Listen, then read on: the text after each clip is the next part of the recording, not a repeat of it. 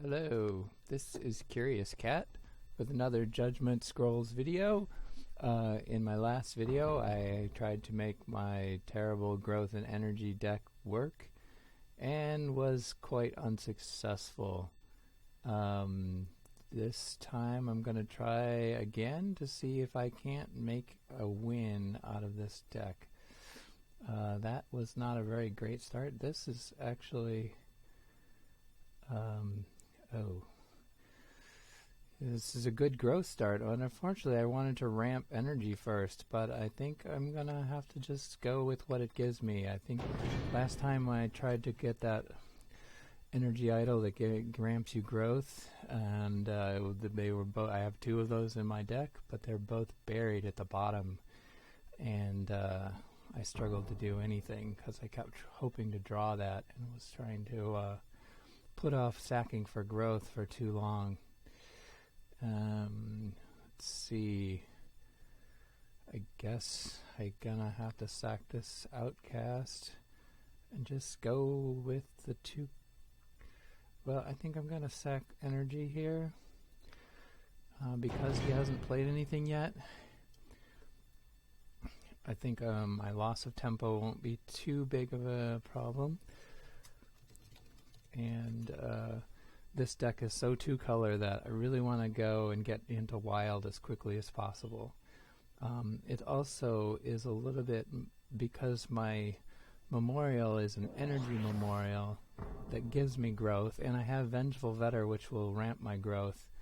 I'll have an easier time of getting growth than I will getting energy. So in general, I want to sack for energy because I want to try to get to that Thea. Well, actually, I have some 4-cost energy scrolls that I want to get to.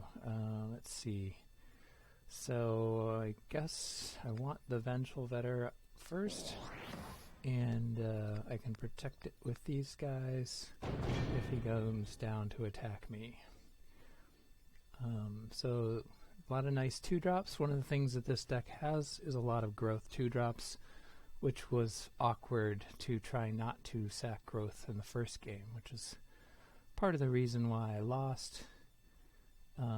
But in general, it's just not a very good deck either, so there's a lot of reasons why I lost. So one of the things I made a mistake last time was I sacked the Thea early on and then held on to the Sandpack Memorial for almost the whole game, trying to get the Thea out, but I had already sacked the Thea. But I had forgotten that I had done that. Let's see, I guess I'm going to sack this for cards. See what I can get. He's trying to trap me in the corner. And there's not much I can do about that, which is unfortunate. I think I'm going to try to escape the corner a little bit.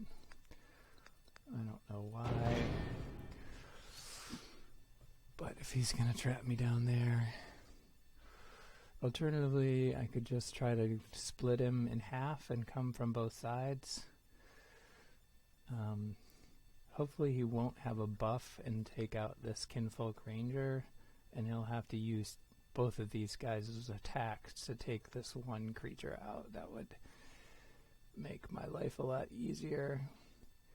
I don't know if I even want to hit him with this Vengeful Vetter, or whether I'd be better off trying to ramp my growth, because I really want to ramp up the growth, although I did sack some of my high-cost growth scrolls already. Oh, and now he's the one playing the Sandpack Memorial. Is he going to have a surprise Thea? No, he's just using it as a blocker, which is pretty terrible blocker. Yeah, this makes a much better blocker, especially against something with Slayer. And I'm going to take advantage of that, not ignore his blocker, and I'm going to ramp up some energy. I don't really have any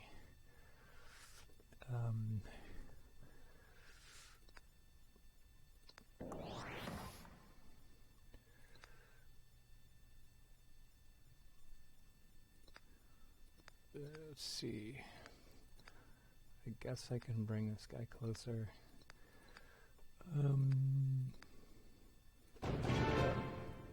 So that'll help ramp my growth, and I ramp some energy.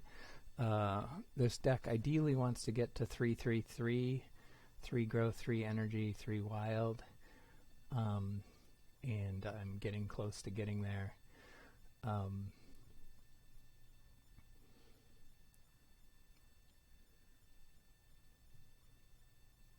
But a 2-2-2 is also very good because I can play a 3-drop of growth and a 3-drop of energy, and I have a fair number of, at least 3 drops of energy, and I know I have some.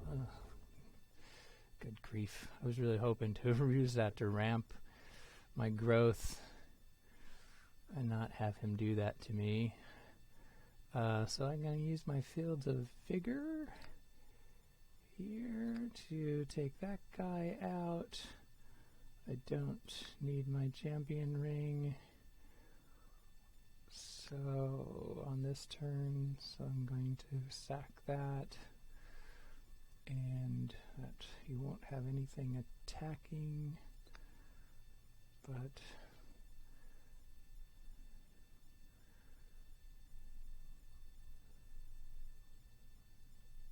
I'm going to move now. I guess that's probably my best bet.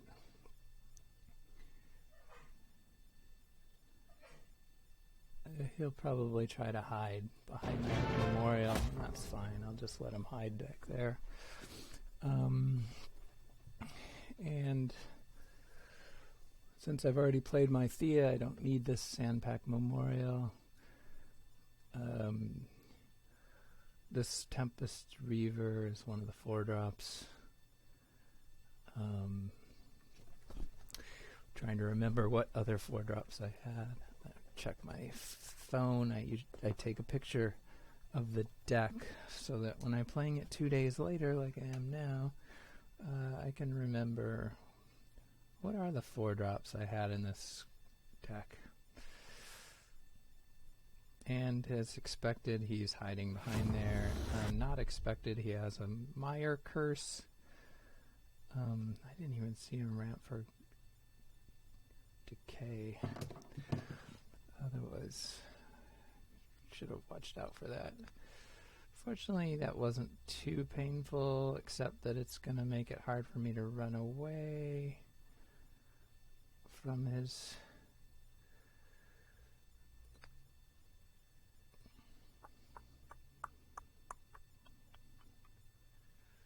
I could use the Sandpack Memorial as a blocker, I guess. I guess I'm going to try that. This is the guy with the Mire Curse. That's still not going to work. Yeah. Just trying to get him separated from this guy, but there's no real way to do that. And, well, I guess I can. I can move that guy back, move this guy forward, move this, play this in... Oh, I can spark this guy. And... Fury. Alright, I didn't do that very well. Normally, so that's a mistake. Normally you want to try to figure out what you're going to do, then sack for cards or resources, then reevaluate what you want to do. And I got a little bit confused with the Mire Curse, trying to figure that positioning out first. I really should have tried to figure out what are the cards I'm doing and what should I sacrifice first. And I would have seen that I had that spark, and I didn't have to worry about putting this down as a blocker.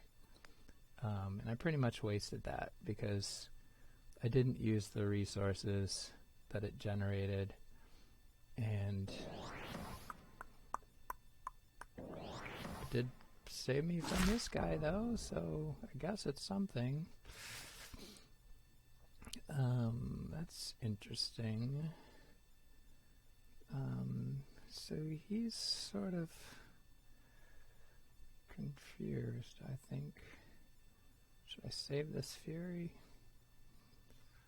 Machinated Mindset could come in handy for a surprise. I think I'm gonna...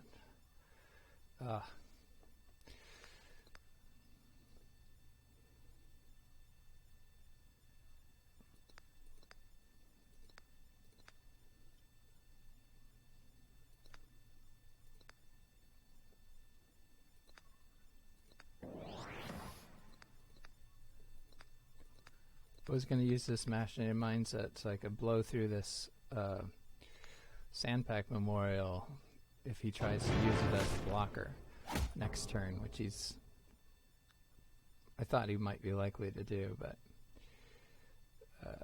and still might try to do. Unfortunately, I don't have enough attack on this guy to really blow through, and this guy's not attacking, so that was also not thinking that through. Need to get my head in the game here. And although I seem to have a pretty good advantage on him, I'm not sure he is...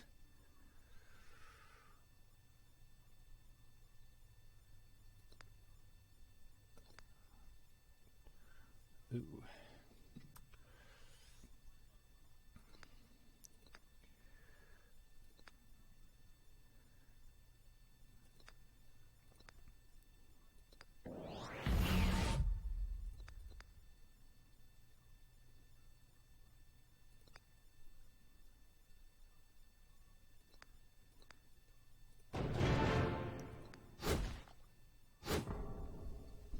Not sure he necessarily knows what he's doing.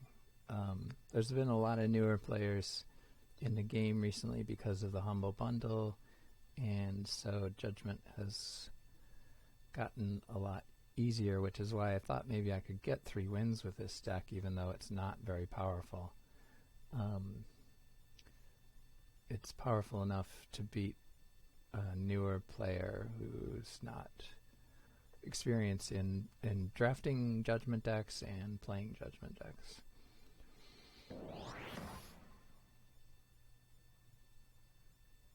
And now I could use the Fertile Soil on this Mire Cursed guy if he becomes too much of a problem, but he's kind of off to the side right now, and I can push him even more to the side. I don't know. And I probably will wait until he's not attacking to do that kind of thing.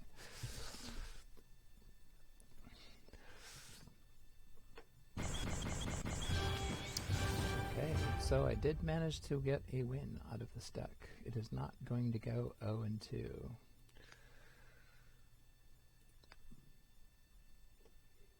It's great. Okay, well, I will try to queue up for another match.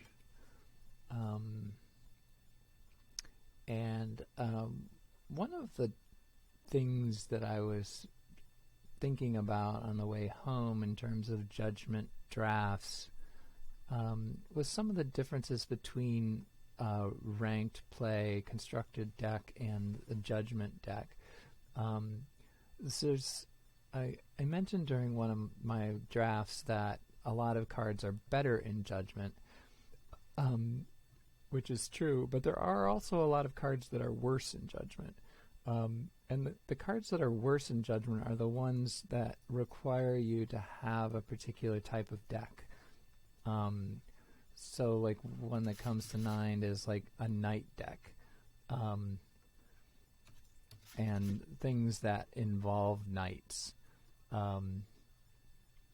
So the buffs that, like I mentioned, that a lot of lingering spells are hard to use in Judgment, and so this is an example here where this only buffs knights, and it's really powerful if you have a lot of knights, but not so much powerful if you don't have any knights.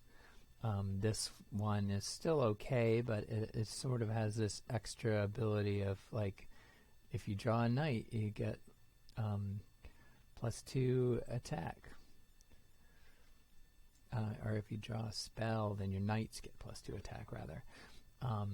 and so that's very situational with you having a lot of knights. Another one would be the Gravelocks. Things like Gravelock Burrows or Gravelock Freak is a nice, powerful Gravelock in general, but his special ability it requires you to have a lot more Gravelocks. Snargle Omelet is hard to use in Judgment because it sort of also requires you to have a lot of Gravelocks.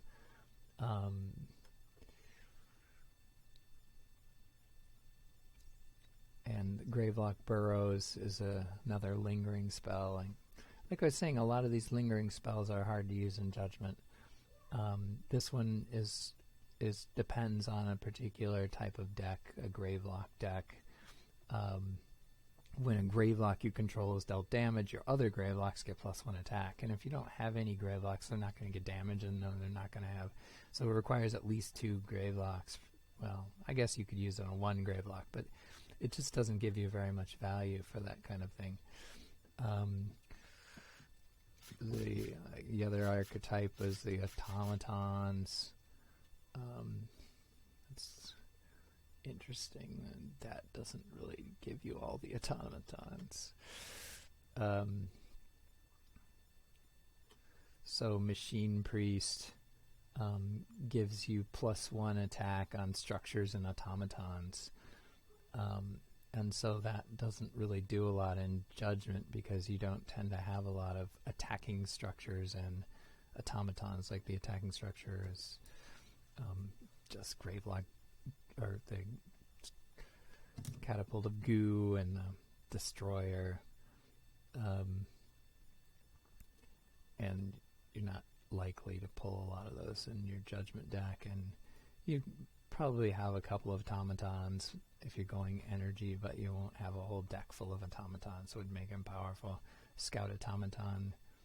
I mean, most of the creatures are fine in Judgment.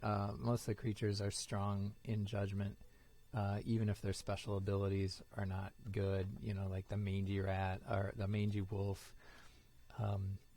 maybe isn't as good in Judgment as is in a normal wolf deck, but it's still better than not having a creature. So you tend to pull creatures even if their special abilities aren't that good. But some of these spells, especially the lingering spells, are hard to use in Judgment. I talked about Beetlestone came up in Draft. Where did it go? Beetlestone requires you to have 2 Beetlestones for its special ability, and your chances of getting 2 Beetlestones are kind of slim. Alright, well, it doesn't look like it wants to give me a Judgment match. Beast is another archetype. Some of the budding vetter that depends on you having more beasts than your opponent is kind of awkward to play. That's a rare. I've never even tried to play that in Judgment. I'd probably pull it anyways, but just because it's a creature. And then this, the lingering, this one is another one where it's like, are you going to be playing more creatures than your opponent or not? If you don't have a lot of Rat Kings, how do you know you're going to be playing a lot of creatures? So it helps both sides.